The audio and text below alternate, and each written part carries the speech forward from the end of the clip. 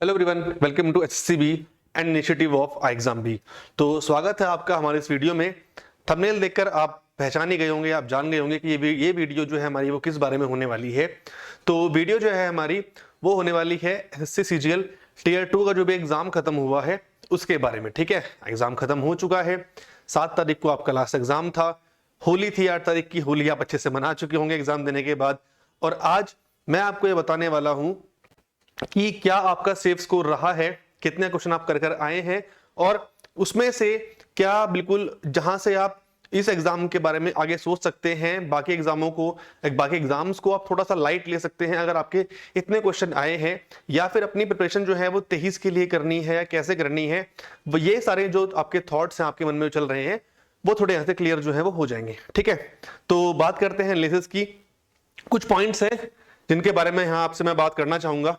ठीक है, तो उन पॉइंट्स पर एक बार जरा हम ध्यान दे लेते हैं। ठीक है, तो पहले हमारे पास हम बात करेंगे हमारा जो टीयर 2 का जो पैटर्न था उसके बारे में यहां पर जो है बात करने वाले हैं। ठीक है, अब देखिए यहां पर मैथ क्वांट्स में 30 क्वेश्चन थे, रीजनिंग में 30 क्वेश्चन थे। दोनों का जो हमारा वेटेज था वो 180 का था। ठीक है, इंग्लिश में 45 थे, जीए में हमारे 25 थे, 70 क्वेश्चन 210। ठीक है, मेरिट जो है आपकी वो बनेगी आपकी 390 में से। फाइन, 390 में से आपकी जो मेरिट है वो बनने वाली है। पैटर्न इस बार चेंज हुआ है, आप सभी को पता है। और जब जब पैटर्न चेंज होता है एसएससी तब कुछ अलग करके लाता है स्टूडेंट्स के लिए, या कुछ उसमें से शॉक में रह जाते हैं, कुछ उसमें से कुछ सरप्राइज हो जाते हैं, कुछ परेशान, कुछ खुश। तो एक मिक्स्ड फीलिंग होती है हमेशा जब जब पैटर्न जो है वो चेंज हुआ है। ऐसा हुआ था 16 में, फिर हुआ ऐसा 17 में। ठीक है, 17 में जो हमने देखा था कि क्वांट्स में जो पेपर आया था टीयर 2 का वो बहुत टफ आया था, कट ऑफ डाउन गई थी। 16 में पैटर्न चेंज हुआ था तब कट ऑफ डाउन गई थी। इस बार फिर पैटर्न चेंज हो गया है, तो क्या कट ऑफ डाउन जाएगी? तो इसके लिए आप वीडियो को एंड तक देखिए, फिर हम इसके बारे में बात करते हैं। ठीक है, तो ये कुछ फैक्टर्स हैं जिन पर जो आपकी कट ऑफ है वो हमेशा आपकी वेरी करती है। यही इन्हीं फैक्टर पर चीजें होती हैं। पहली बात वैकेंसी, दूसरा पैटर्न, और तीसरा अटेम्प्ट्स। ठीक है, तो वैकेंसी के बारे में बात कर लेते हैं। 37,409। ठीक है, लगभग 37,500 आपका वैकेंसी आई है। अपडेट होते होते इतनी वैकेंसी आपको फाइनल इस बार देखने के लिए मिली है। बहुत सारी वैकेंसीज हैं। तो जहां तक है एसएससी इस बार ट्राई करेगा कि सभी की सभी वैकेंसीज जो हैं उनको वो लेकर चलेगी। हाँ, हमने ये कर दी है, और ताकि नेक्स्ट टाइम के लिए ये पेंडिंग ना रह जाए। पहला जो एसएससी का जो मोटिव है वो ये रहेगा। ठीक है, तो ज्यादा वैकेंसीज फिल करने की इस बार चांसेस रहेंगी। बहुत सारे फैक्टर हो सकते हैं उसके लिए। अगर देखा जाए तो चाहे वो गवर्नमेंट का हो, चाहे इलेक्शन का हो, या फिर एसएससी पर लग रहे हैं बहुत टाइम से कुछ चीजें भी उस पर मतलब लग रही हैं कि टाइम पर चीजें नहीं होती हैं। बहुत सारे उस पर क्लेम्स है, फॉल्स क्लेम्स है, जो भी है उन सबको दूर करने के लिए एसएससी ट्राई करेगा कि इस बार वैकेंसीज को कंप्लीटली फिल कर दिया जाए। ठीक, पहली बात। दूसरी बात, एग्जाम पैटर्न, इसके बारे में यहाँ पर जो है बात कर चुके हैं। थर्ड आता है हमारा अटेम्प्ट्स। ठीक है, कि इस बार जो स्टूडेंट्स गए थे एग्जाम देने के लिए वो क्या अटेम्प्ट करके आए हैं, कितना वो अटेम्प्ट करके आए हैं, और क्या आगे चीजें उससे क्या सॉल्यूशन जो है वो निकलता है। तो थोड़ा देख लेते हैं। ये आपके सामने एक डेटा है छोटा सा। ये यहाँ पर हम जनरल पेपर की बात कर रहे हैं, इसमें एएसओ और जीएसओ आपका एग्जाम नहीं है। यहाँ पर हम बात कर रहे हैं नॉर्मल। ठीक है, जो हमारे 4 दिन एग्जाम हुए उसके पैटर्न के बारे में बात करेंगे। 2, 3, 6, 7। ठीक है, आप सभी जानते हैं, आप सभी ने देखा होगा, हम लोगों ने भी इसका एनालिसिस किया था। और आपने ये भी देखा होगा कि मेरी जो टीयर 1 के जो कट ऑफ था उस पर भी मैंने एक वीडियो बनाया था, और समहाउ जो है वो हमारे जो कट ऑफ थी वो उसके आसपास थी। और यही आपने सभी हर जगह देखा होगा, हमारे यहाँ भी, बाकी जगह भी आप लोग देखते होंगे।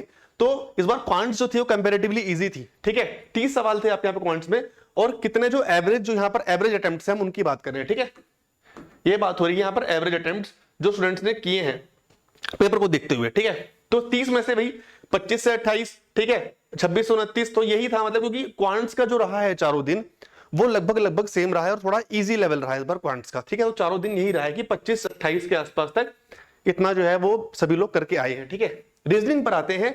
पहले दिन आपकी रीजनिंग जो है वो थोड़ी सी आसान आई थी। ठीक है, कंपैरेटिवली, लेकिन पैटर्न चेंज हुआ इस बार रीजनिंग का, है ना। कुछ क्वेश्चन ऐसे थे, जैसे क्वेश्चन इस बार ग्रुप में आए हैं, 2-3 क्वेश्चन इस बार ग्रुप में आए हैं, तो कंप्लीटली बैंकिंग की तरफ नहीं गया एसएससी। ठीक है, कंप्लीटली बैंकिंग की तरफ नहीं गया, बट कुछ झलक हमें देखने को मिली है, सिर्फ कुछ, ज्यादा नहीं। तो पहले दिन पेपर थोड़ा आसान था, लेकिन दिन बढ़ते गए रीजनिंग का लेवल जो है बढ़ता गया और अटेम्प्ट जो है वो कम होते चले गए। ठीक है, यहां से हमें ये देखने के लिए मिलता है। इंग्लिश नॉर्मल थी, जैसी हर बार हमेशा देता है, जैसी इंग्लिश में कुछ ऐसा अलग नहीं था जिसमें प्रॉब्लम हो, तो उसको हम इजी पर ही रखेंगे। ये मॉडरेट है, ये इजी है, तो ये भी इजी है। तो भाई 36 से 40, 45 में से 36 मतलब इतने सब लोगों ने किए ही किए हैं।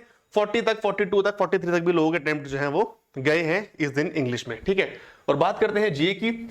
जीए थोड़ी सी टिपिकल थी। ठीक है, तो दो ही चीजें यहाँ पर है, रीजनिंग हुई, जीए हुई, यही दो, इन्हीं दो फैक्टर हैं जिन पर आपकी कट ऑफ जो है वो डिपेंड होने वाली है। ठीक है, तो भाई 17 to 20, 70 to 20 यही आपका जो है मतलब 17 के आसपास जो है वो एक एवरेज अटेम्प्ट जो है इस बार जो वो रहा है। तो यहां से हमें क्या देखने को मिलता है कि सभी लोगों ने इस बार काफी अच्छा किया है। एग्जाम देकर इस बार आप लोग मतलब जो स्टूडेंट्स थे वो ज्यादा परेशान नहीं थे, वो ठीक थे कि हाँ चलो एग्जाम हो गया है। ठीक, प्लस इस बार हमारा पैटर्न भी चेंज हुआ है।